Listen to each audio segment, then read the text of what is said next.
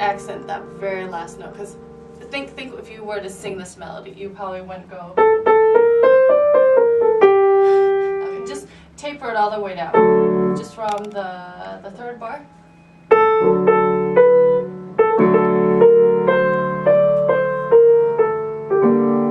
And then start again, new question.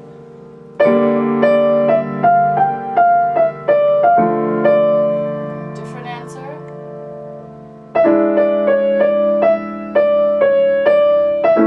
Yeah, exactly. Now you're telling a story, right? The second answer, for some reason, seems a little more hopeful, right? Because the first one was kind of the contour of it, and the ending with the minor chord made it sound like, okay, doom and gloom again, right? But then the second question ends with, it goes up, right? So you could also phrase it that way. Okay, I'm just throwing like options out at you, stuff that you can think about. Okay, so just as a general rule, your phrase wants to start somewhere, probably go up to something, come back down, so be careful not to accent any of the last notes of your melody, unless you intend that note to be sort of the high peak of your phrase. Okay, but we got rid of that, so that sounded really good. Okay, you want to try that, but with both hands. And I'm going to add one more thing. Can you play your left hand way softer than your right? Okay. Okay, I know we haven't dealt with balance a whole lot, but do your best. And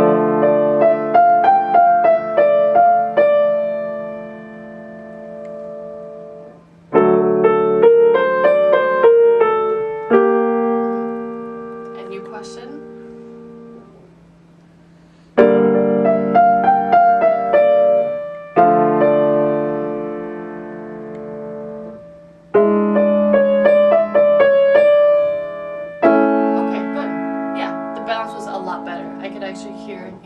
The left hand's there supporting with the harmony. One other thing. The first phrase is labeled mezzo piano. Second phrase is labeled mezzo forte. Okay. Could we translate that into part of the story as well? Okay. What do you think? Yeah. So what do you think the story is saying? Okay. I know we're pulling things out of thin air here, but. I don't have any ideas right now. I'm sorry. Well, okay. What if I said, okay, I'm a child and I want a piece of candy, right? So, Mom, can I have a piece of candy? You say, and I say, Mom, can I have a piece of candy? Right. So the second time you say something, it's probably a little more emphatic, right? Because you mean it more. That's more simply stated, and I think that's kind of what's going in here. You know, a little more simply stated. Okay, this is faster. But the second time, it's more emphatic. Okay. What do you think? Just so that it's not exactly the same. Okay. Right. Try it one more time. So this is the more simply stated one, right? So maybe also you could do less with the music, right? You're playing around with the time, which I really, really like in here.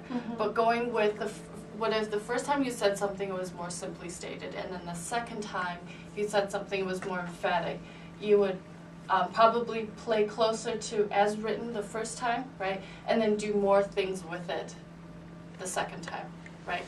Okay. Just like, you know, if I say, Mom, I want a piece of candy, the second time you go, Mom, I want a piece of candy. Okay? Try that.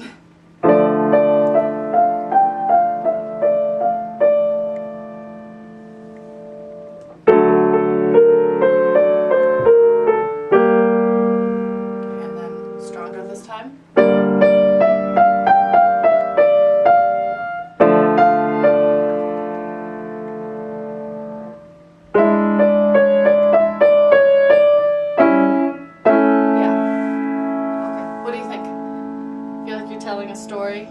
It doesn't have to be the lamenting gypsy, but it can be anyone. But I think now you're saying something with your music. Okay, good. I'd like to work on, now that you have the choreography down, I'd like to liven up your Lego a little bit. Okay. Okay, so I'd like you just to play the right hand. Okay. Okay, with all the articulations and whatnot. But I want you to think about any time you have a two-note slur, like this to this, two-note slur. So I'm just gonna circle some notes. Tied notes don't count, just a two-note slur. So all these, okay, that you give us a stronger emphasis. Okay, so we'll give the notes that are sort of syncopated or whatnot a little extra something. Okay, and we talked about the loose wrist, the flexible wrist last time. Just let your wrist be flexible. Let it do what it needs to do so that your hand is kind of dancing the music. Okay, this is a dance after all, right? So you really don't have to worry about keeping your hand right here.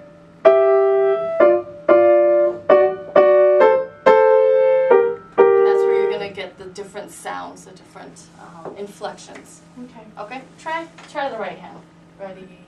Just from the top of the page. Ready? And.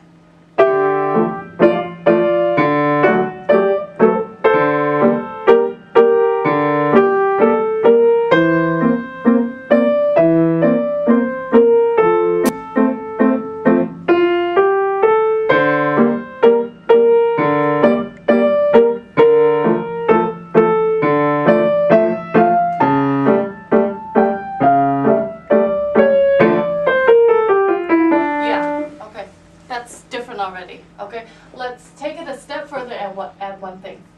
Even though this second page is all a dance, this is something, these are probably steps of the dance that are more active. This. Right,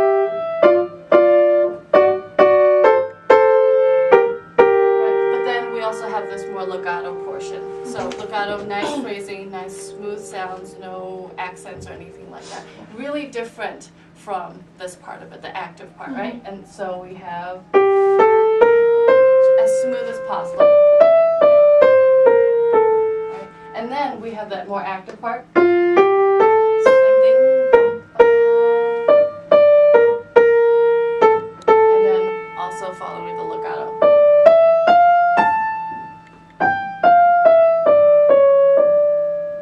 Try thinking of those two things alternating one more time. I liked it though. Ready? And.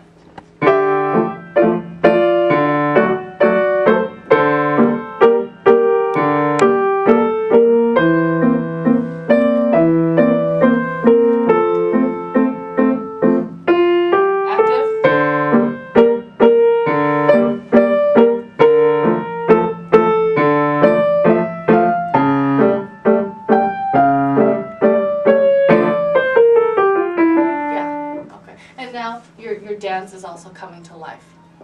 Okay, what do you think? Yeah? I think it's easier to play it like that when I don't have both hands going. Always, of course. Okay, you want to try the left hand? Sure. Just the left hand? Where? Okay. From the Allegro. Okay. Now, let me ask you something. When you listened to me play the left hand, did you hear a difference in the sound the left hand was making when you were playing the active and the legato part? The left hand doesn't change, the style of the writing doesn't change, but there's... I don't know, I assumed there was, but I wasn't really listening to it. Okay, well... Sorry. No, it's okay. I don't. Notes. If you were to guess what I did, what would you say? I would say that the left hand probably follows the same as the right hand. So, or dancey in the first part and then smoother in the second part. Okay, so you can't really connect these repeated notes, but you can definitely make these shorter and these not so short, right? So more buoyant. And then for the legato part, just you know, tone it down, way down, right? Okay. Try it. I'll play the right hand. Ready, and...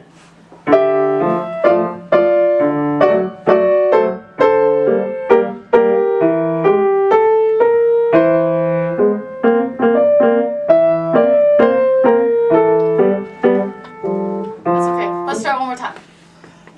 Right idea though. Ready, and...